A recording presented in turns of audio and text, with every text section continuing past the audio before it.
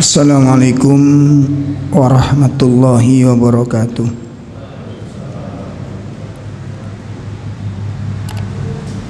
Alhamdulillahi rabbil alamin, alladzi arsala rasulahu bil huda wa dinil haq liyudhhirahu 'ala dini kullih wa kafa billahi syahida.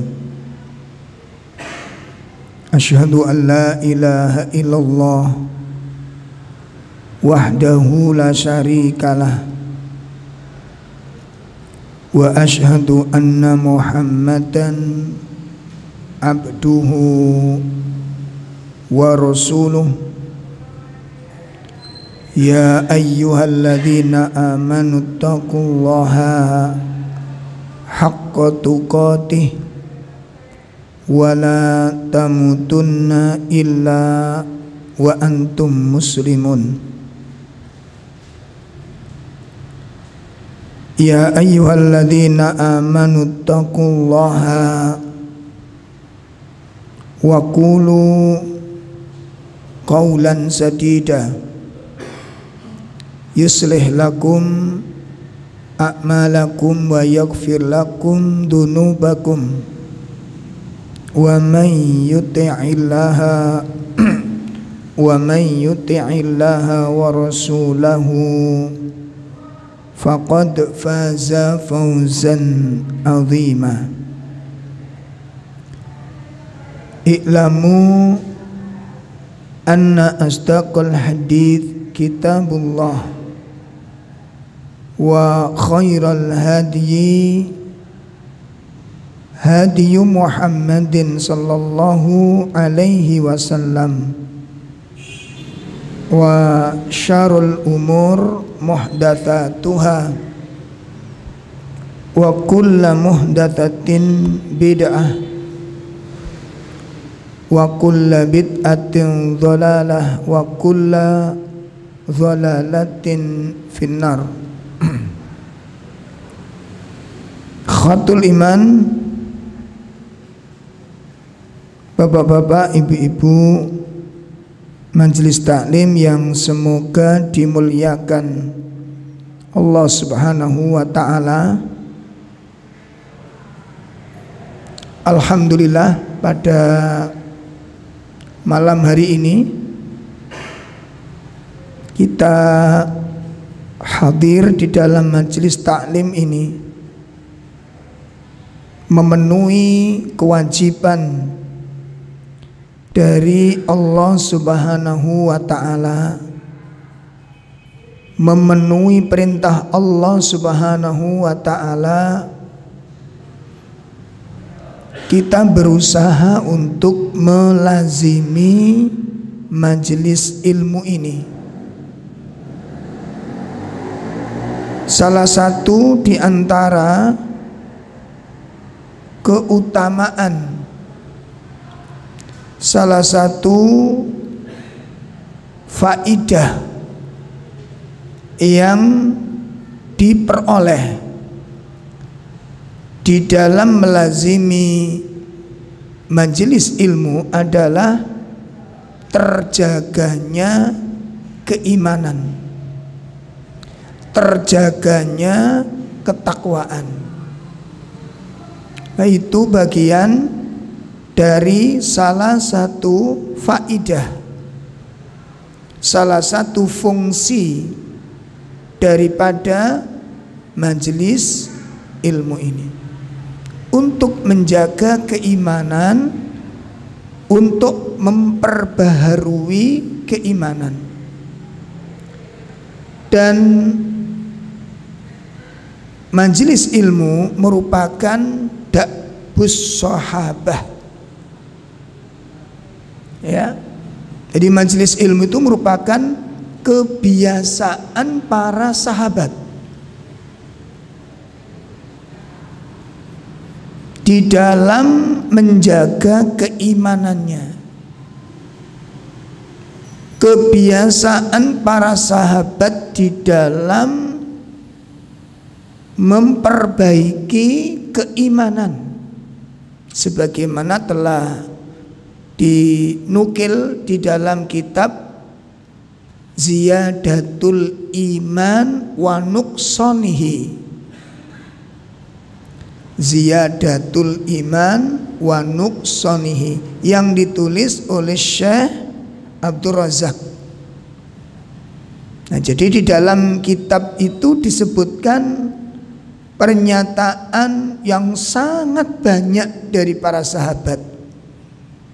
Jadi sahabat yang satu memanggil sahabat yang lain untuk apa? Duduk sejenak bermajelis di dalam muhadharatil ilm, membicarakan masalah ilmu. Ada yang menyerukan jaddidu ta'al jaddidu imanakum. Ayo kita duduk sejenak. Jalis nih, duduklah bersamaku sejenak katanya. Untuk apa? Mentajdid keimanan, untuk memperbaharui keimanan. Itu sudah menjadi kebiasaannya para sahabat. Nah, oleh karena itu apabila kita ingin betul-betul menjaga keimanan kita agar stamina iman itu stabil, maka wajib bagi seorang muslim untuk menjaga keimanannya itu dengan cara melazimi tolabul ilm, ya, melazimi majelis ilmu. Semoga Allah Subhanahu wa taala menjaga iman kita dan menjaga ketakwaan kita semuanya. Amin ya rabbal alamin.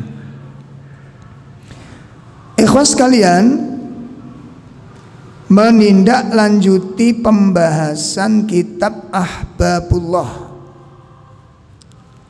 sampai pada keutamaan takwa di akhirat. Ya, melanjutkan pertemuan bulan yang lalu, apa keistimewaan, apa keutamaan yang diperoleh oleh orang-orang yang bertakwa ini di akhirat kelak. Ikhwas sekalian, di antara penghargaan yang Allah siapkan lil muttaqina fil akhirah,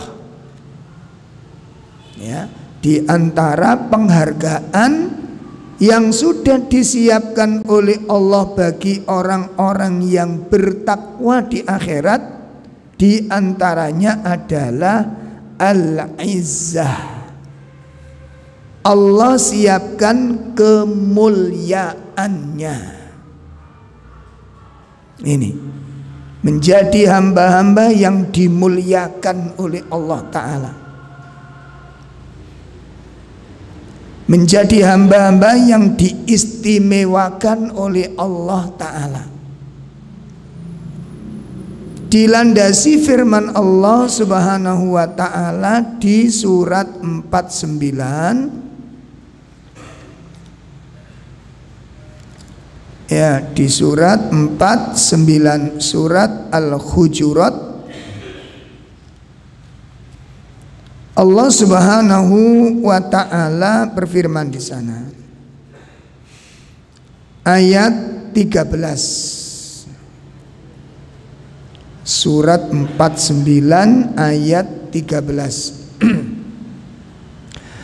A'udzu billahi minasy syaithanir rajim. Ya ayyuhan nasu inna khalaqnakum min dzakarin wa untha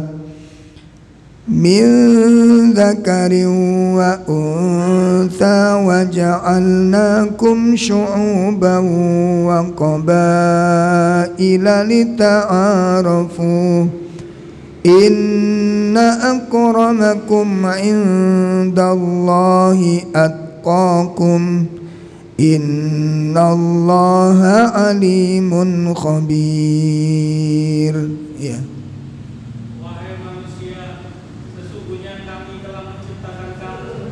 dari seorang laki-laki dan perempuan. Kemudian kami menjadikan kamu berbangsa-bangsa dan bersuku-suku agar kamu saling mengenal. Sesungguhnya yang paling mulia di antara kamu di sisi Allah adalah orang yang paling bertakwa. Nah, barakallahu fikum. Di ayat ini dijelaskan oleh para ulama. Ayat ini memberikan penjelasan kepada kita, Allah memperkenalkan, membahas bagaimana Allah menciptakan manusia. Pertama disebutkan dari perbedaan jenis. Setelah itu dijelaskan perbedaan bangsa, perbedaan suku, perbedaan kabilah, perbedaan. Lah, Allah sebutkan yang demikian itu adalah fungsinya lita'arofu.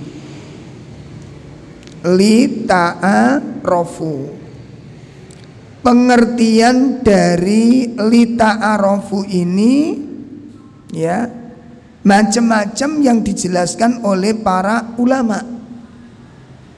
Apa makna lita'arofu ini? Ya, jadi Allah menciptakan manusia dengan beda jenis, beda bangsa, beda suku, beda kabilah. Itu supaya kalian saling mengenal. Di dalam tafsir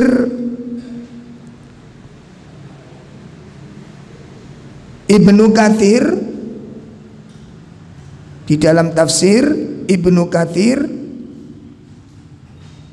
adalah disebutkan lita'aruf itu dalam Taisirul Karim, dalam Taisirul Karim, dan juga hampir sama dengan Ibnu Katsir, adalah supaya antara yang satu dengan yang lain, ya, yang satu dengan yang lain itu saling berkomunikasi.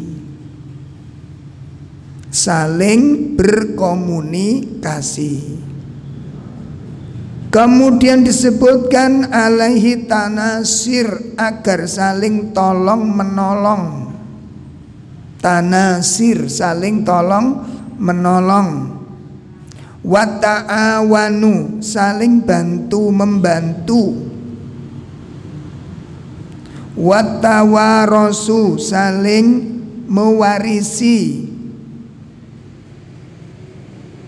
Wal qiyamu bi hukukil aqarib, supaya bisa menegakkan hak-haknya kekerabatan, supaya saling mengenal nasab.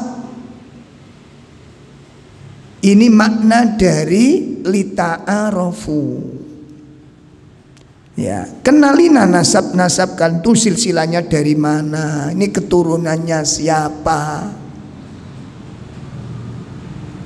ya, supaya dimengerti nasabnya kemana, ini mahram atau bukan, itu supaya saling mengenal. Itu pertama. Pengertian yang kedua lita'arofu tadi apa? Saling adanya komunikasi.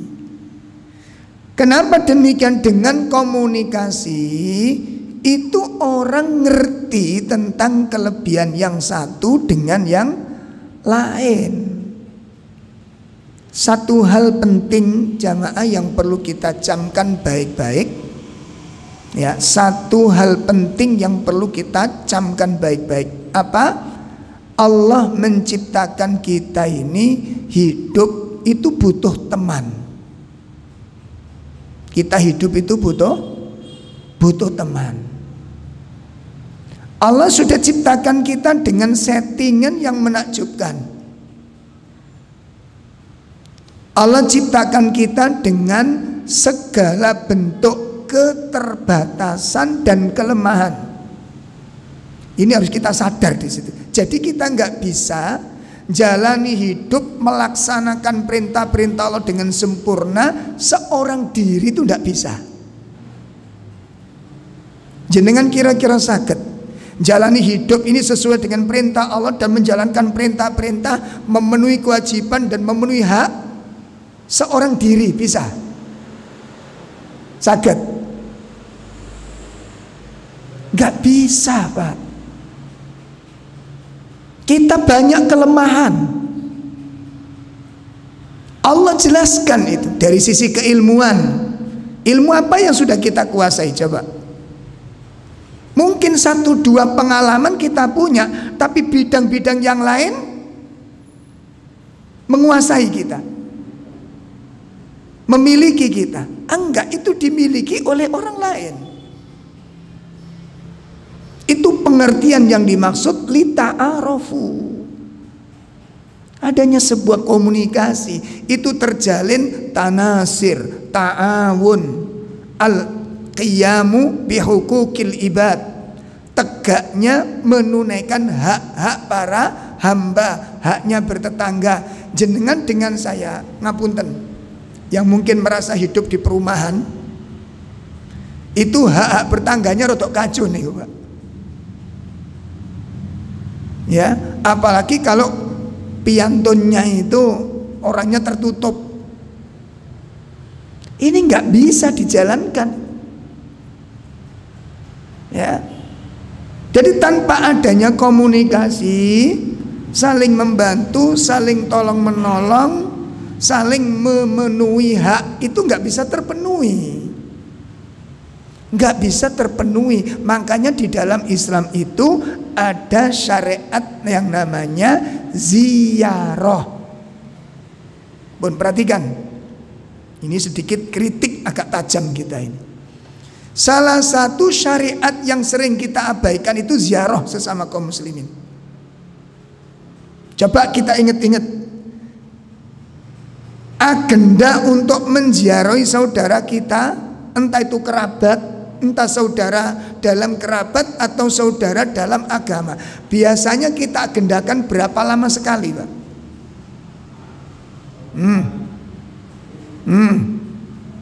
Lemah di sini kita. Makanya nggak bisa menunaikan kewajiban tadi, nggak bisa, cacat di sini. Bagaimana kita memenuhi hak-hak saudara kita? Tahu nggak? Tanpa adanya ziarah, tanpa ada komunikasi, oh saudaraku dalam keadaan sulit, ngerti mboten sampean? Lah kalau nggak ngerti, salah apa benar? Sampai kapan salah ini dipertahankan? Sampai kapan? Ini harus dijalankan, tidak boleh diabaikan. Makanya sering kita kritik, ya, sering kita kritik. Kita tuh biasanya ziarah ke teman, apalagi teman-teman pengajian. Iku ngenteni nek ono momen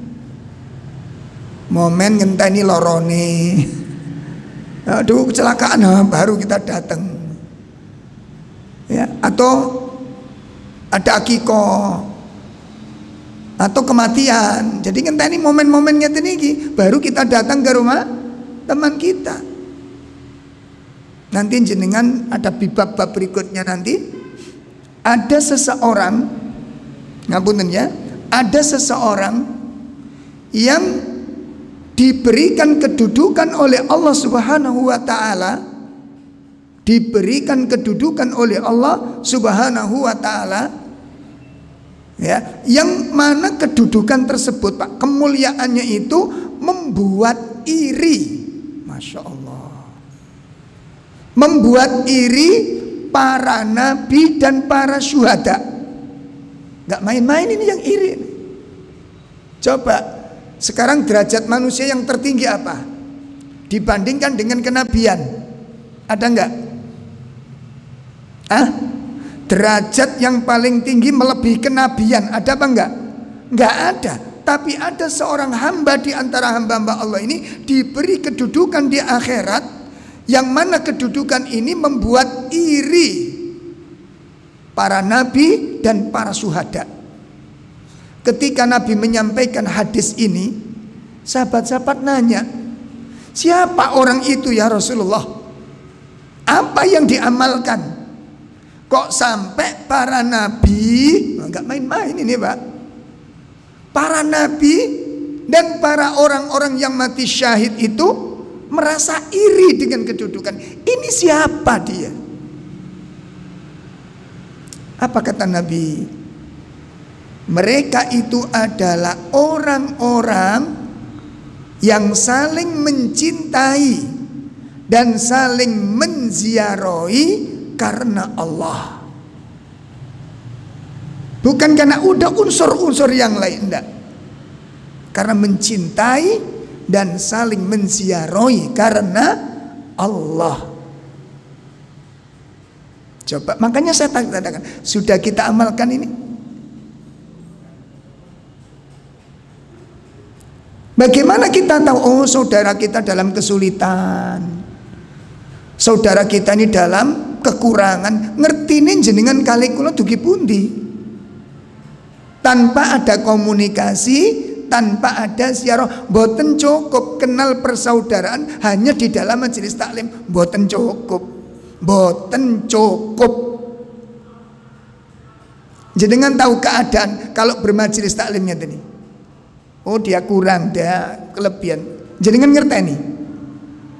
Dia punya masalah yang harus dibantu, dia punya kesulitan yang harus dimudahkan, dia punya beban yang harus diringankan. Ini yang nggak jalan. Nah persoalan ini itu Pak, persoalannya ngeten iki salah apa bener iku dhisik. Berislam dengan begini ini lo bener apa salah?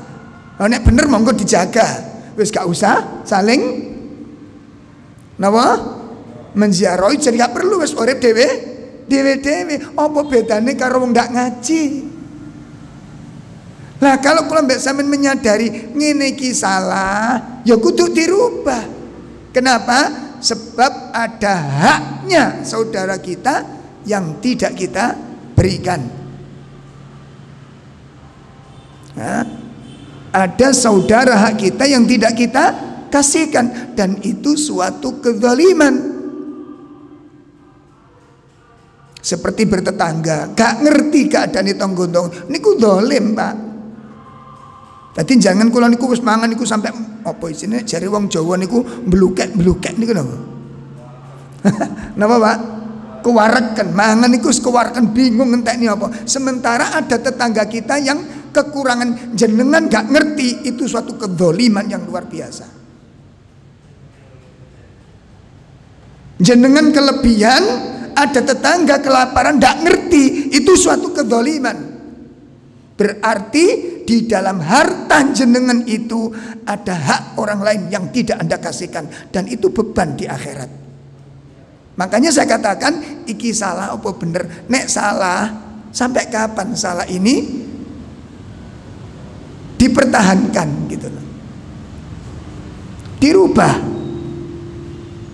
Dirubah ya.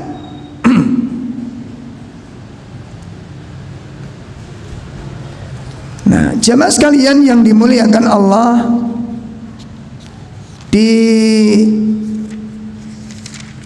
surah Al-Hijr, di surat An-Nahl, surat An-Nahl. Bismillah.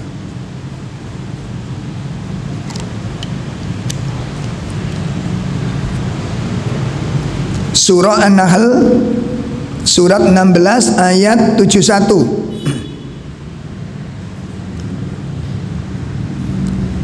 Allah Subhanahu wa taala berfirman, wallahu faddala ba'dakum ala ba'din fir rizq Famal ladzina fuddilu biraddi rizqihim ala ma malakat aymanuhum fahum fihi sawa afa bi ni'matillahi yajhadun. Ya. Allah melebihkan sebagian kamu atas sebagian yang lain. Akan tetapi orang-orang yang tidak mau memberikan rezekinya kepada para hamba sahaya dan mereka menipu sehingga mereka sama-sama merasakan rezeki itu. Mengapa terhadap nikmat Allah mereka ingkar? Insyaallah. Ayat ini teguran keras bagi kita. Ayat ini menjelaskan kepada kita Allah memberikan kelebihan rizki kepada sebagian di atas sebagian yang lain.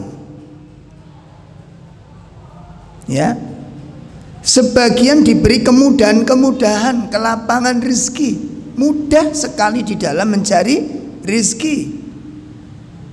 Sedangkan sebagian yang lain diuji Allah dengan kesempitan-kesempitan dan kesulitan-kesulitan dalam masalah rizki.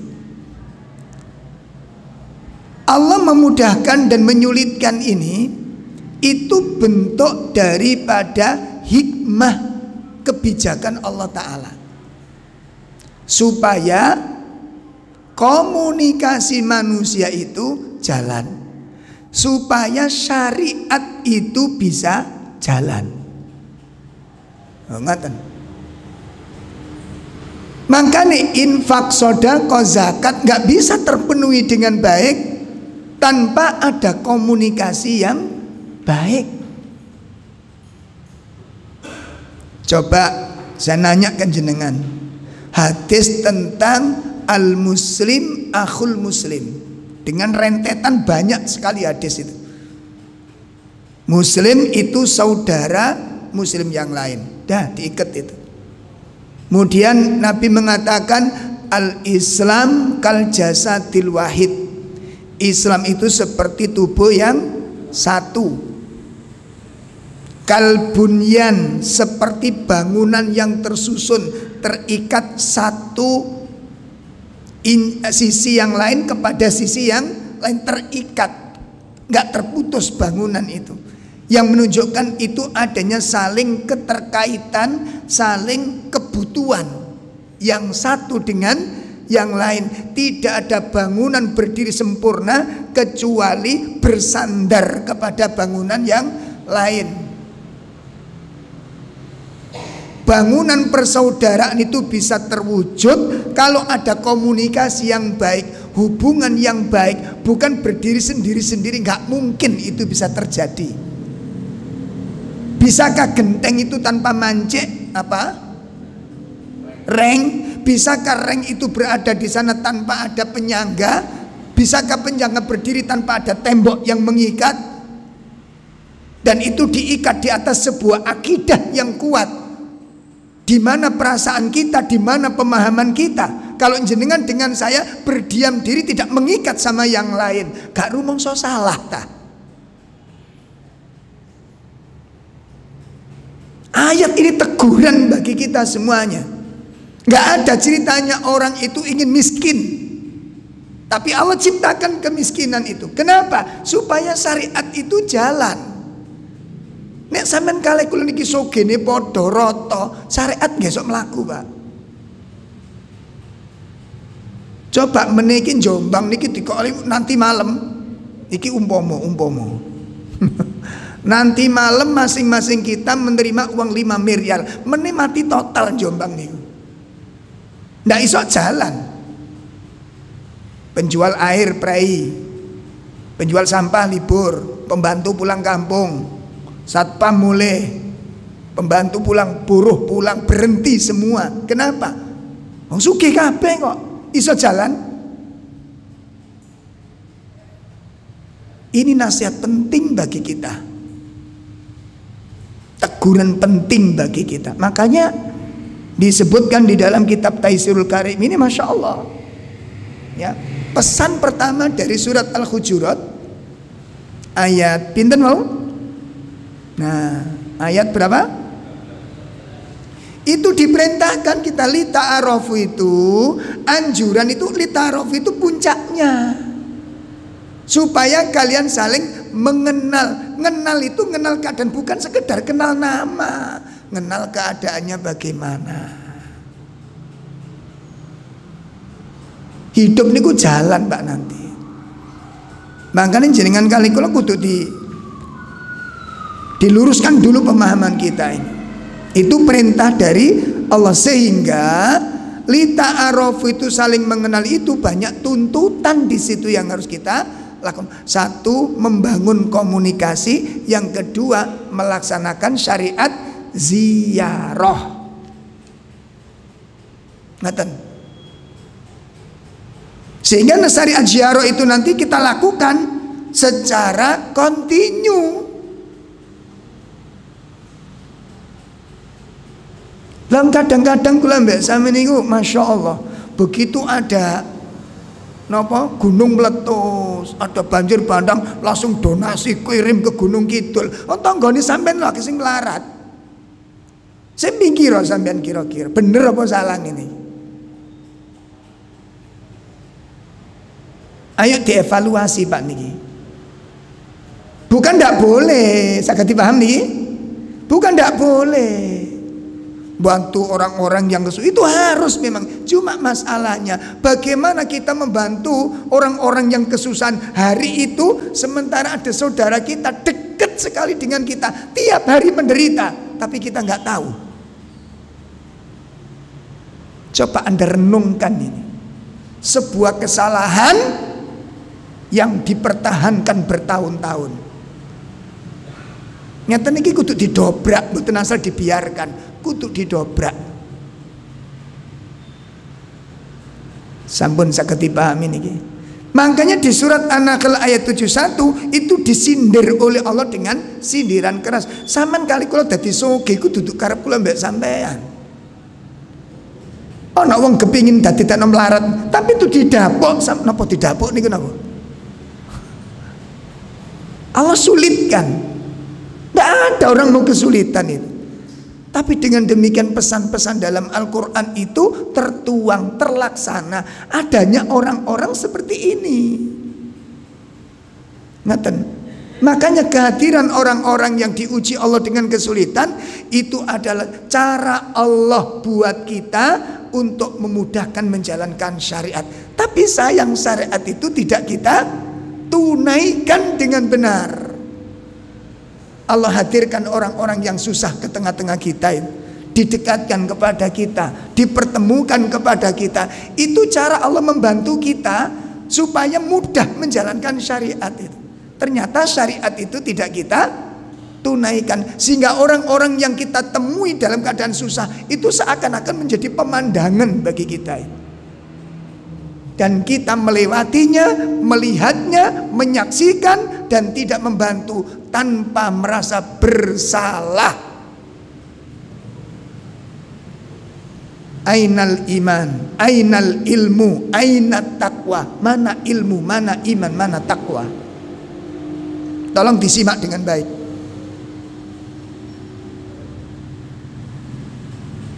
Makanya bapak-bapak tidak boleh diam, harus perhatian istrinya dicambuk, diajak keluar. Ojo dijak nang warung ini. Anaknya diajari, dikenalkan, teman-temannya, kerabat-kerabatnya yang tidak mampu ditunjukkan istrinya itu. Biar belajar, biar ada syukur, biar ada kenikmatan. Cek mboten hampa hidup ini. Makanya kalau mbak sampean mangan bosen, wis mangan gini bolak-balik. Kenapa? Karena jenengan kali kalau gak tahu menyaksikan kesengsaraan orang lain. Makanya urip kalau mbak sampean gampang bosen, gak ono syukure.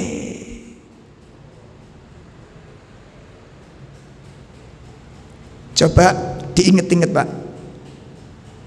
Diinget-inget. Kapan terakhir kali kita memasuki rumah orang miskin? Masih ingat kapan terakhir kali kita memasuki rumah orang miskin? Jenengan jawab sendiri-sendiri. Kapan terakhir kali?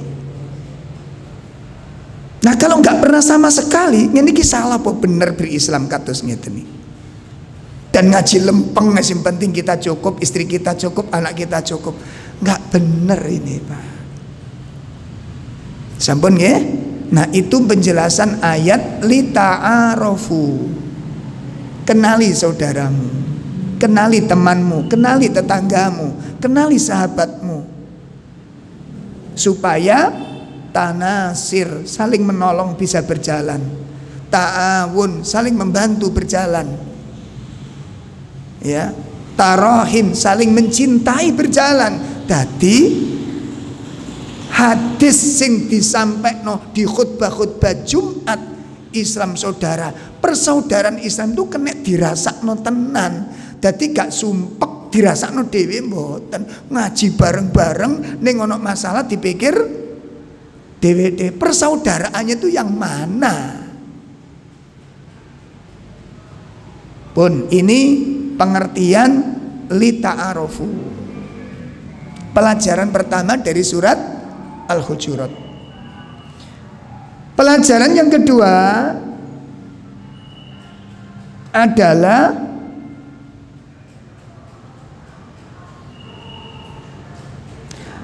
di dalam ayat ini Allah melarang. Di dalam ayat ini Allah melarang apa? Tanafasu fid dunya, tanafasu fil aqarib, tanafasu fis syu'ub, tanafasu fil qabail. Apa Pak? Dilarang berbangga-banggaan persaingan kabilah. Dilarang persaingan bangga-banggaan suku.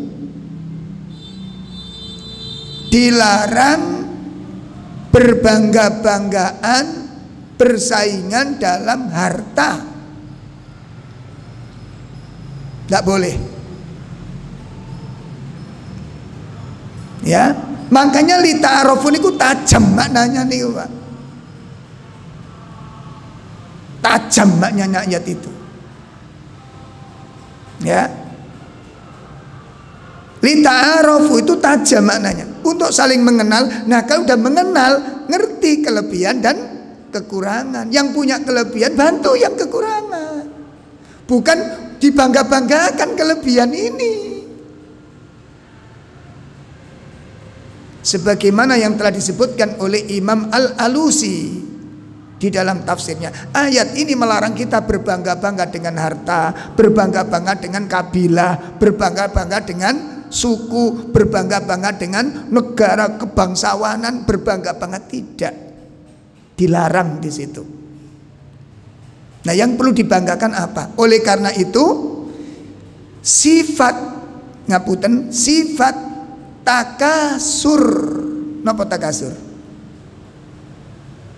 Bukan kena itu ayat ini. Alhaakumut. Nah, berbangga-banggaan menjadikan kalian lalai. Lalai dengan apa? Lalai dengan firman Allah. Kalau yang dibangga-banggakan itu harta, bukankah kemuliaan itu bukan karena banyaknya harta? Kalau bangga-banggaan kelompok, bukankah kemuliaan itu bukan milik kelompok? Kalau berbangga-banggaan suku, bukankah kemuliaan itu bukan karena suku? Kemuliaan bukan karena suku, kemuliaan bukan karena banyaknya pengikut. Makanya itu timbul kelalaian, lalai tanggung jawab, lalai hak, lalai kewajiban. Kenapa? Karena kita sibuk bermegah-megahan tadi itu. Jadi yang dimaksud takasur nih Pak, takasur itu kata Syekh Al-Utsaimin menyebutkan, sing jenenge takatur niku, wong niku seneng bangga kalau memiliki sesuatu yang gak dimiliki orang lain. Itu takasur. Ya, makanya gawe model omah gawe model omah, kepingin model omah iku sing gak ono sing madani. Ana modele mbok tamane, mbok gentenge, mbok model terese, ojo sampai padha karo. Lah coba nanti kok mirip-mirip kok gak gelem. Apa padha karo kono? Gak enak, Pak, ngono lho. Makanya sing paling aman iku gawe omah model kuburan. Wis gak ono sing madani, Pak. Allah. Ada satu kebanggaan, orang. Itu penyakit soalnya. Dia sampai coba jeneng no anak nih loh. Kalau kita lihat di zaman sahabat itu banyak nama mirip-mirip bapak, mirip mbah, ini ku podon. Mirip tetangganya, mirip kerabatnya. Karena ketika nama itu dinisbatkan kepada orang soleh, itu gak peduli podo, ora gak penting. Ini penting orang soleh namanya. Itu kebanggaan bagi mereka itu. Tapi kita nggak mau, akhirnya dolek sing angel celukan ini. Semarin dolek angel, didolek no artine tuh, wawa celukan ini apa? Gak cocok kan ini gitu. Tadi celukannya mbak mikirin mboten, sampai tinggalin gini mboten.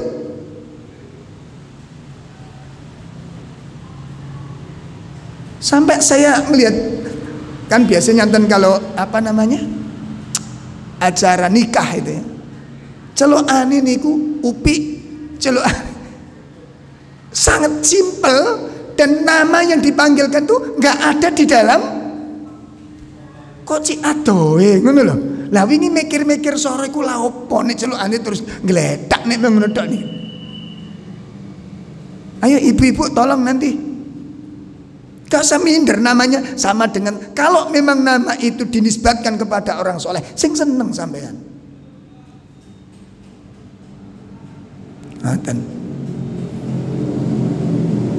Malah kapan hari itu saya jarang bertanya nama itu nama bahasa apa itu? Eropa, Pak.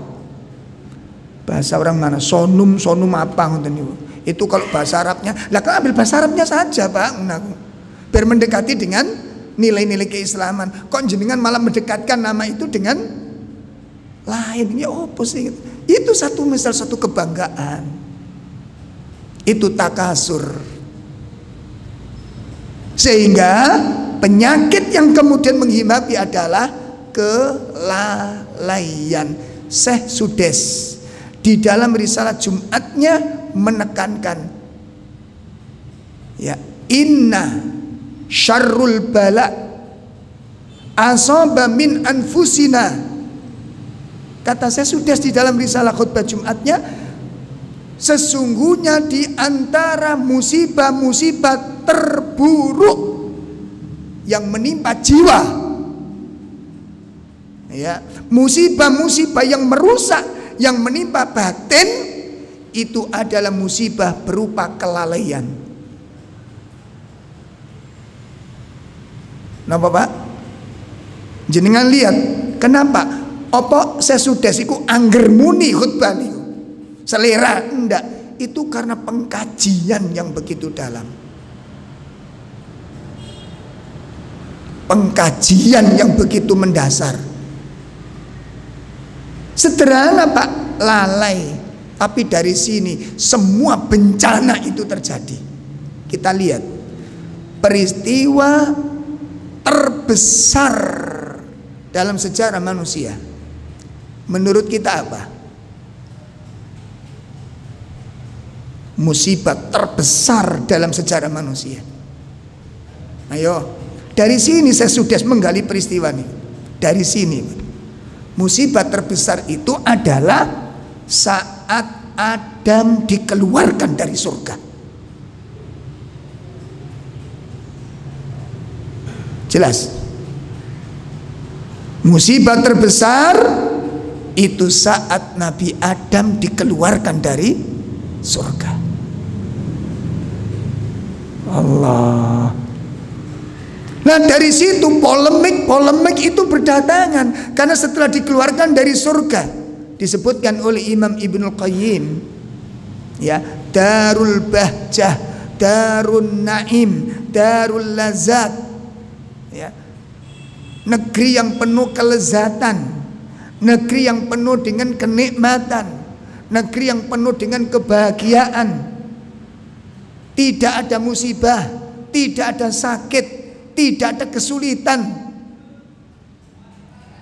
Kemudian dikeluarkan darinya kepada negeri Darul Alam, negeri yang penuh dengan keluh kesah, negeri yang penuh dengan musibah, negeri yang gak pernah sepi-sepi dengan masalah.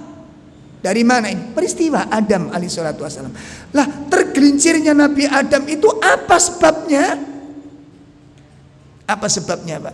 Kelalaian. Aja disepelek no kelalaian. Dibuka surat 20 115. Peristiwa terbesar, musibah jenengan kali kula saiki ngrasakno koyok ngeten urip niku carut marut masalah ga ono lerene. Ya, kait ambaan 2 minggu. Ono musibah maneh. Kait leren teko maneh, kait leren teko maneh. Apalagi sudah masuk di dalam yang namanya areal keluarga. Duh. Besok pagi kita akan bahas materi apa? Rumah tangga itu berat.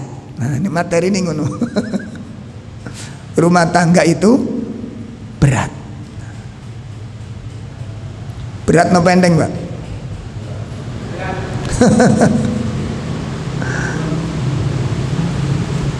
Berat, bukan sesuatu sederhana. Urusannya bukan di dunia, gak seneng tak tinggal, gak kenek rumah tangga ngoten iki. Urusannya dengan Allah. Ya, karena kita punya ilmu, kita punya iman, kita punya syariat. Kita bukan orang-orang yang liar. Kita terikat dengan syariat. Gak seneng ya wis jarno, gak bisa. Ada tanggung jawab. Sama dengan gak diatur, gak kena diatur ya wis pisan pindho cerai. Kok cik gampang? Apa seperti itu? Gak bisa, Pak. Sampai ada seorang ibu datang karena diuji Allah dengan anaknya yang masya Allah na'udzubillah. Jadi anaknya itu masuk pang, Pak, grup pang itu. Perempuan, gak pulang 3 hari. Ya pertama ya kelenger, stres bapak ibunya. Ini perempuan masalahnya. Pulang-pulang nggawa kanca ya sampeyan ngerti koyo ngono iku bentuke. Saya kira-kira dadi wong tua niku rasane piye ngoten niku. Allah. Wakilnya pun wis pegel, wis katok, wis notok, sampai ibunya sudah mengucap wis sudah saya putuskan Ustadz, wis mulai hari ini wis tak anggap aku kehilangan anak situ wis tak hapus dari memori saya, berusaha untuk menghapus, wis tak anggap anakku hilang misalnya. Itu wis pegel, Pak. Saya bilang ndak bisa, Bu. Sampeyan bilang itu karena marah. Anak niku mboten saged dicorek dari kakak sejahat apapun. Nanti kalau ada kasus pasti jenengan yang dicari. Subhanallah terjadi bener, Pak. Setelah ngobrol itu jarak 3 hari, anaknya sudah berminggu-minggu mboten pulang gitu. Ditelepon, ditolekno koncone, dicari-cari yang pernah diketahui, enggak ada yang tahu. Wis pegel wong tuan ini. Akhirnya sampai keucap yang demikian. Wis tak tinggal tak garep, aku juga mikir arek situ anakku sesuk liyane, tak pikir sing liyane. Iki gak kena dipikir, wis tak anggap ilang, mboten saged. Itu ikatan rahim soalnya. Sehingga nanti kalau satu saat misal ada kasus di jalan, jenengan tetap dilibatkan, gak bisa lepas tangan. Tetap dilibatkan. Subhanallah betul-betul terjadi.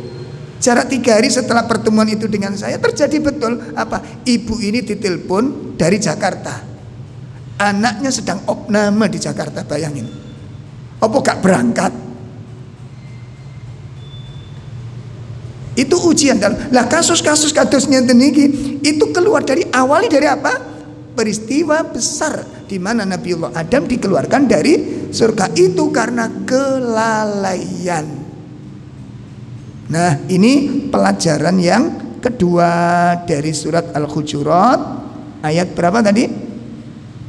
larangan saling berbangga-bangga dengan keturunan, berbangga-bangga nasab, berbangga-bangga kabilah, berbangga-bangga suku, itu dilarang. Ya, dilarang. Jangan. Kalau kita diberi kelebihan, melihat orang lain mengalami kesusahan, lah itu fungsinya lita'arufu tadi yang pertama itu. Tolong dia, bantu dia. Baik, itu pelajaran yang kedua. Kemudian yang ketiga, makna dari atqakum, yang paling mulia, kemuliaan seseorang, penghormatan Allah kepada seseorang, penghargaan Allah kepada hamba, itu diberikan sesuai dengan tingkat ketakwaannya. Ya, penghargaan Allah yang berupa kemuliaan di sisi Allah itu diberikan kepada orang yang paling bertakwa. Nah, atqakum, orang yang paling bertakwa itu siapa? Disebutkan oleh mufassirin. Ya. Di antaranya Imam Ibnu Katsir menyebutkan atqakum, orang yang paling bertakwa adalah aktsaruhum ta'atan, orang yang paling banyak taat kepada Allah. Ya, atqakum, yang paling bertakwa itu adalah aktsaruhum ta'atan, orang yang paling banyak mentaati Allah. Banyak sekali ketaatannya kepada Allah. Yang kedua, orang yang paling bertakwa itu adalah wa inkifafan anil ma'as. Ya, wa inkifafan anil ma'as, orang yang paling kuat menahan diri dari maksiat. Itu orang yang paling bertakwa, yang paling banyak ketaatannya dan paling kuat menahan diri dari maksiat. Itu orang yang paling bertakwa. Dia yang berhak mendapatkan gelar inna akramakum. Nah, sekarang tinggal kita evaluasi saja pada diri kita ini, sejauh mana ketaatan kita kepada perintah Allah. Ya, dari perintah-perintah yang sudah kita ketahui, dari amal-amal soleh yang sudah kita ketahui. Nah ini loh Pak, salah satu rahasia hadis Nabi, saya ulangi, salah satu rahasia hadis Nabi, man yuridillahu bihi khairan yufaqihu fiddin. Perhatikan, sesungguhnya tanda-tanda orang itu dikehendaki baik oleh Allah. Tanda-tanda orang itu dikehendaki baik oleh Allah. Apa? Diberi pemahaman terhadap agama. Kenapa? Orang yang dikehendaki baik Allah itu diberikan pemahaman. Apa? Korelasinya apa Pak? Karena orang yang paling diberi pemahaman itu yang paling banyak tahu peluang amal-amal soleh, yang itu tidak diketahui oleh orang-orang awam. Ya, makanya dengan adanya ilmu, semakin luas ilmu kita, semakin dalam ilmu kita, itu semakin banyak kita mengetahui pintu-pintu kebaikan yang dulu tidak kita ketahui sebelum ngaji. Contohnya kemawon, pengertian ibadah. Dulu kan kita terbatas banget menafsirkan yang namanya ibadah. Ibadah itu nggih salat, nggih ritual, ya ngaji, baca Quran. Nah, kerja itu seakan bantu orang di luar kayak bukan ibadah. Padahal ibadah itu sangat luas sekali, tidak terbatas oleh waktu, tidak terbatas oleh keadaan. Ya, ucapan-ucapan yang disenangi Allah, perbuatan-perbuatan yang diridhai Allah, itu masuk kategori ibadah. Luas dan banyak sekali peluangnya. Itu diketahui oleh orang-orang yang berilmu. Berarti peluang untuk melakukan amal-amal soleh sebanyak-banyaknya itu diberikan Allah kepada orang yang berilmu. Itu kalau dia mau memanfaatkan ilmu itu. Ya, cobain jenengan lihat, kalau orang sudah ngaji betul Pak, sudah ngaji Quran dengan baik, sudah ngaji sunnah dengan baik, ada tetangga muslim meninggal dunia, ya kita lihat, kalau di kampung-kampung dan ini orang-orang umum meninggal, yang nyolati banyak apa sedikit? Sedikit banget. Banyak tetangga kita bukan nggak ngerti tentang keutamaan, keistimewaan merawat jenazah. Bagaimana ketika kita ikut merawatnya, ikut mendatangi takziahnya, mensolatinya, mendatangi kuburnya, mengantarkan ke kuburnya, itu nilainya sangat mahal. Dan itu tidak diketahui oleh saudara-saudara kita yang awam. Ada gerhana, itu peluang amal soleh banyak, hanya diketahui siapa? Orang-orang yang berilmu. Yang nggak berilmu nggak ngerti apa yang harus dilakukan. Malah kadang-kadang yang dilakukan justru yang tidak disyariatkan. Ya, pohon-pohon dipukuli. Nah, ketika ada gerhana tengah malam itu ya, ayam-ayam disuruh bangun, diobrak-obrak. Ya, pohon-pohon di apa nih niku? Di totak-totak itu, masya Allah, nggak ngerti. Sedangkan orang-orang berilmu, dia siapkan dirinya untuk sholat gerhana, dia siapkan untuk bersedekah, dia siapkan untuk berzikir, dia siapkan untuk berdoa kepada Allah. Beda Pak. Lah ini korelasinya, orang-orang yang berilmu berpeluang untuk mendapatkan amal-amal yang banyak. Nah ini makna atqakum. Orang yang paling bertakwa adalah orang yang paling banyak melakukan ketaatan dan orang yang paling mampu menjaga dan menahan diri dari kemaksiatan. Kemudian berkata sahabat Abdullah ibnu Abbas radhiyallahu an, beliau mengatakan di dalam tafsir Al-Baghawi,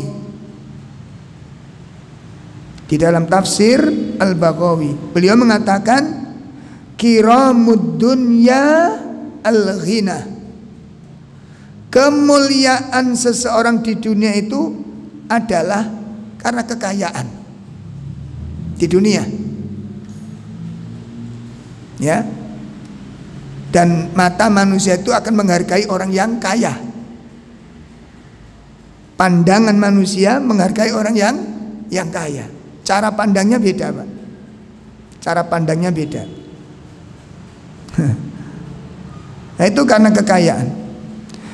Wa kiramul akhirah, sedangkan kemuliaan akhirat itu adalah at-taqwa. Kemuliaan seseorang di dunia itu karena kekayaannya, sedangkan kemuliaan seseorang di akhirat itu karena ketakwaannya.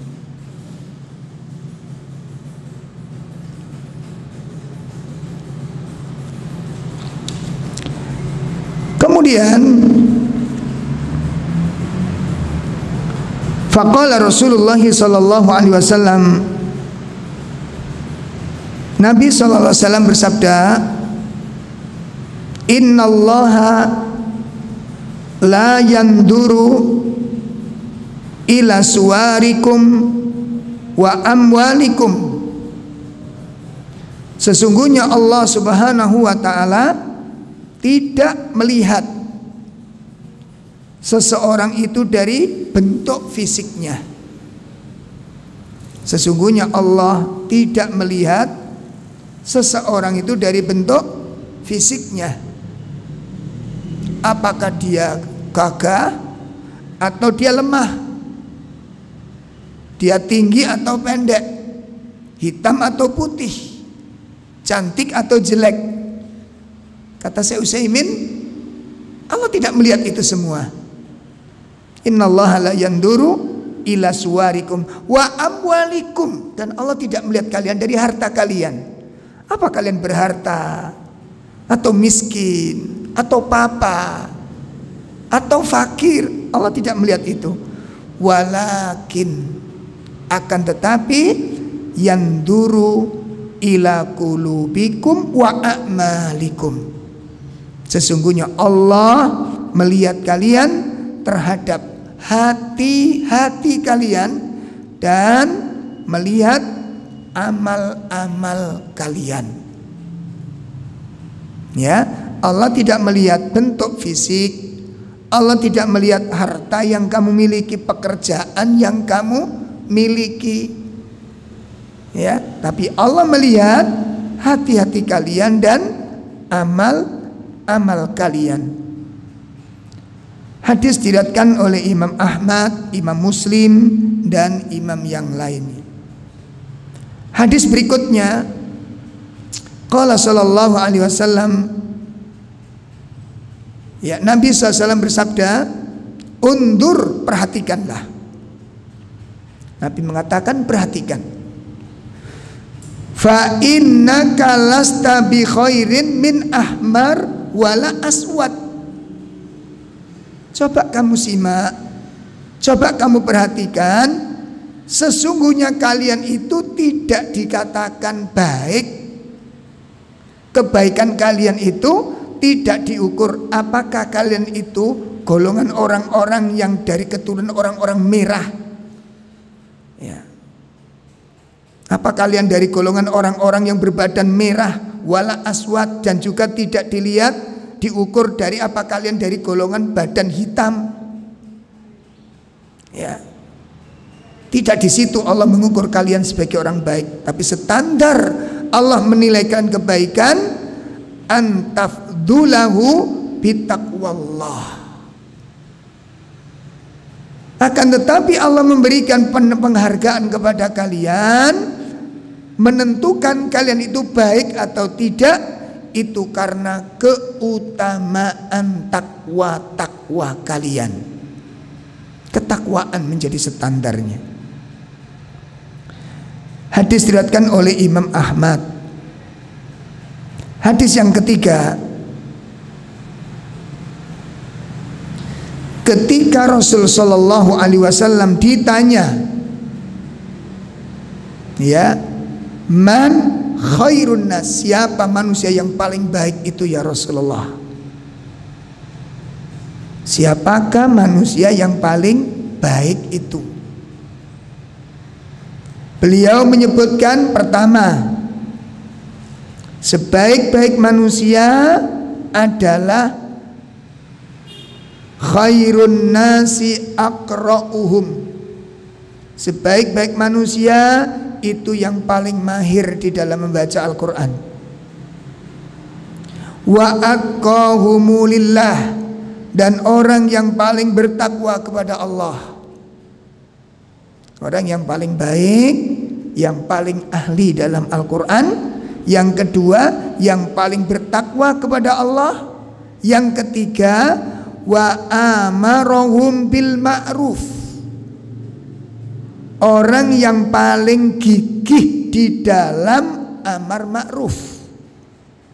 Itu orang yang paling baik, kata Allah. Kata Nabi, orang yang paling gigih di dalam amar ma'ruf. Yang keempat, wa anhahum anil munkar, dan orang yang paling gigih di dalam mencegah kemungkaran. Yang keempat. Yang kelima, wa ausolahum wa ausaluhum lirrahim, orang yang paling gigih di dalam menyambung silaturrahim.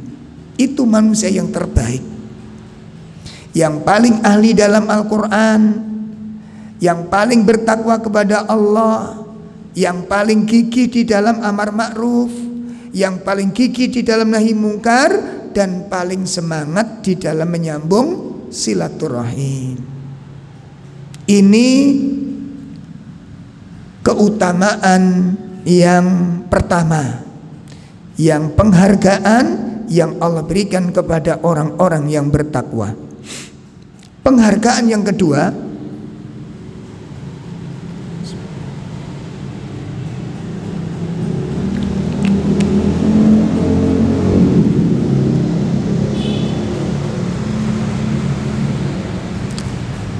Allah akan menyelamatkan orang-orang yang bertakwa dari beratnya siksaan neraka.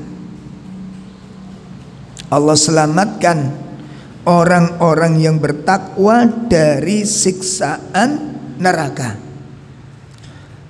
Hal ini dijelaskan oleh Allah Subhanahu wa taala di dalam surat Az-Zumar. Di dalam surat Az-Zumar surat 39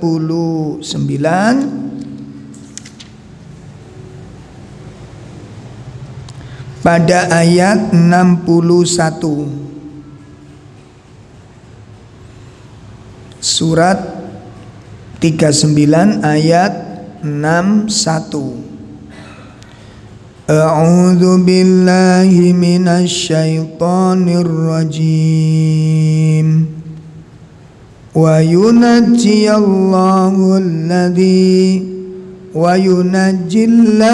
alladhina taqaw bimafazatihim la yamassuhumus su'u wa la hum yahzanun.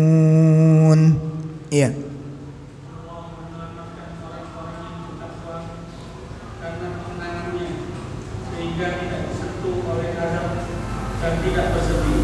Insyaallah Allah Subhanahu wa taala menyelamatkan orang-orang yang bertakwa dengan kemenangannya. Makanya orang-orang yang bertakwa adalah orang-orang yang diberi kemenangan oleh Allah. Orang-orang yang bertakwa adalah orang-orang yang sukses, orang yang berhasil, kesuksesan yang sejati, keberhasilan yang sejati. Orang yang saat bertemu dengan Allah membawa ketakwaan itu. Ya, orang-orang yang sukses yang sebenarnya. Makanya disebutkan di dalam surat An-Naba, gimana? Innal muttaqina mafaza. Orang yang bertakwa adalah orang-orang yang beruntung, orang-orang yang mendapat kemenangan. Mereka tidak disentuh oleh azab neraka. Mereka tidak merasakan kesedihan di dalamnya, bebas dari kesedihan. Kemudian diterangkan pula di surat 19. Disebutkan pula di surat 19, surat Maryam.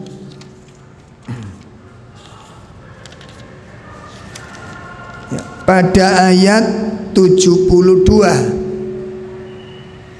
Thumma nunajjil ladzina taqaw wa nadharudz zalimina fiha jithiya. Iya. Selanjutnya kami akan menyelamatkan orang-orang yang bertakwa dan membiarkan orang-orang yang zalim di dalamnya neraka dalam keadaan tersungkur. Masya Allah. Ini. Nah, ikhwatul iman rahimani wa rahimakumullah, ini penghargaan yang sangat luar biasa dari Allah Ta'ala kepada orang-orang yang bertakwa. Allah selamatkan dari azab neraka. Ya. Kemudian yang terakhir, yang ketiga, apa penghargaan yang Allah berikan kepada orang yang bertakwa di akhirat? Ya, penghargaan yang terakhir tidak ada lain adalah al-jannah dengan segala kelezatannya. Ya, surga dengan segala kenikmatannya yang tidak bisa diceritakan secara detail di dalam kehidupan dunia ini. Maka ini urusannya iman, karena nggak bisa dipaksakan untuk percaya. Ya, ini urusan keimanan. Kita buka surat 77. Surat 77 pada ayat 41 sampai 44. Surat 77 ayat 41 sampai 44. Innal muttaqina fi dhilalin wa uyun wa fawakiha mimma yashtahun kulu washrabu hani'an bima kuntum ta'malun inna kadzalika najzil muhsinin. Iya. Sesungguhnya orang-orang yang bertakwa berada dalam naungan pepohonan surga yang teduh dan ada di sekitar mata air. Masya Allah. Serta buah-buahan yang mereka sukai. Dikatakan kepada mereka, makan dan minumlah dengan nikmat karena apa yang selalu kamu kerjakan. Sesungguhnya demikianlah kami beri balasan kepada orang-orang yang berbuat baik. Nah, ini salah satu ayat dan masih banyak ayat-ayat yang lain yang menjelaskan tentang jaminan yang Allah berikan kepada ahlut taqwa.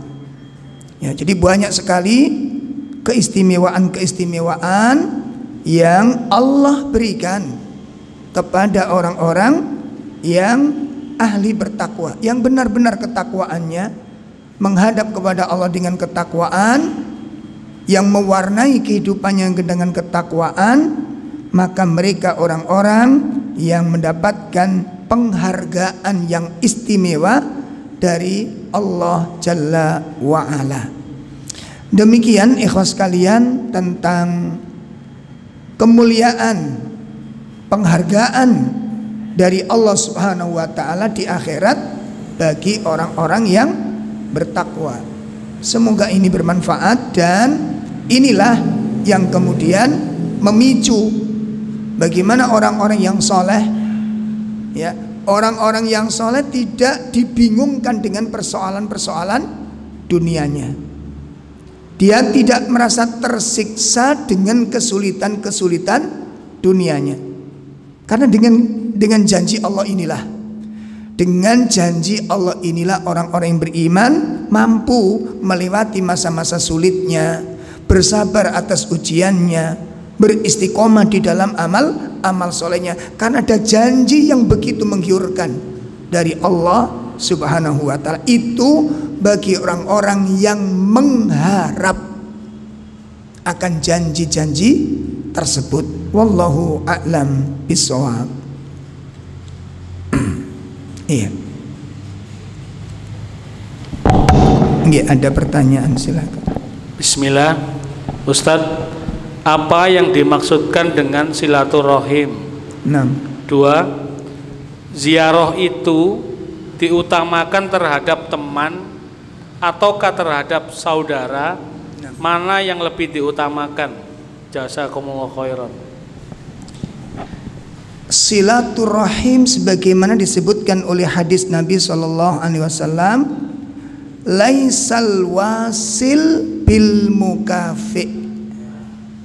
Ya, kata Nabi, yang dimaksud al-wasil, orang yang nyambung silaturahim, itu bukan orang yang balas budi. Ya, laisal wasil bil mukafi.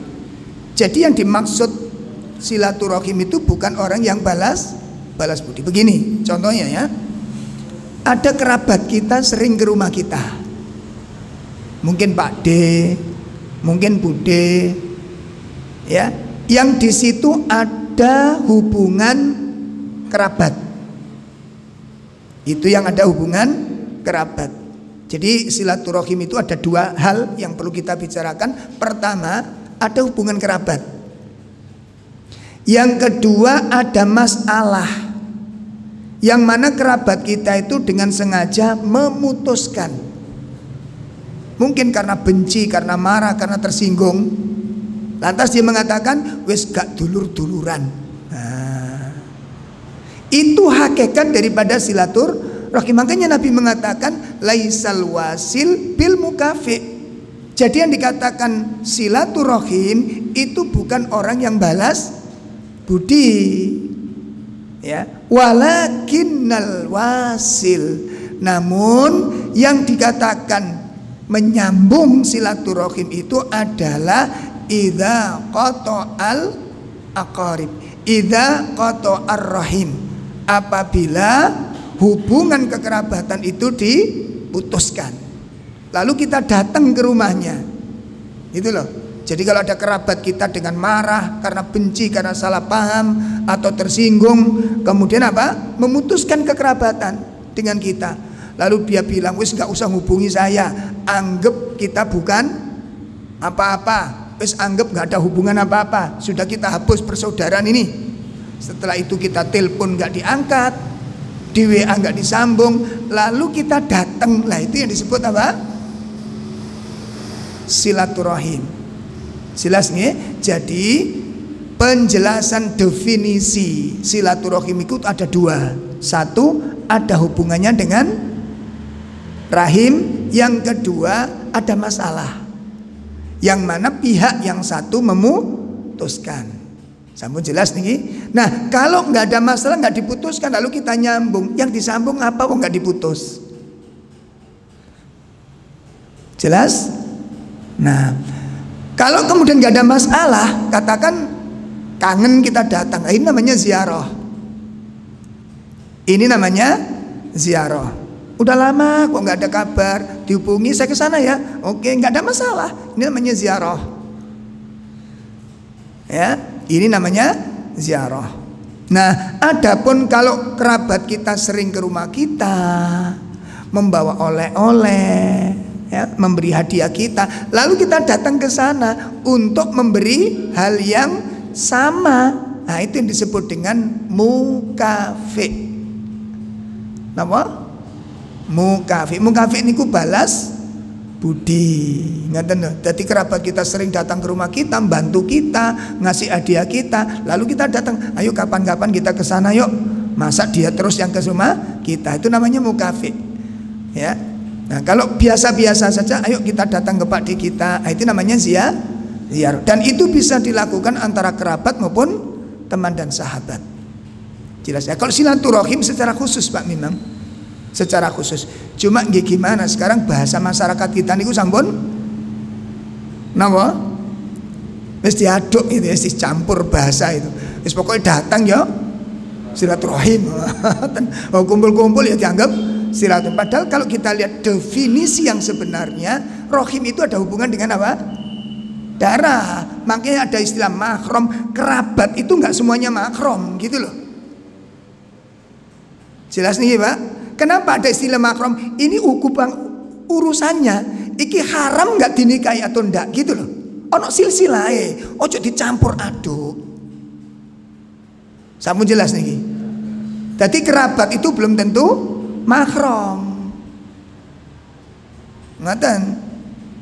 Lah mahram nanti pembahasannya panjang. Ada mahram itu karena ada ikatan dengan nikah, yang asalnya orang lain, tapi kan ada hubungan nikah, maka dia jadi mahram kita. Nah, ngoten batese ngoten niku Pak. Sak keluarga itu belum tentu jadi mahram semua nanti.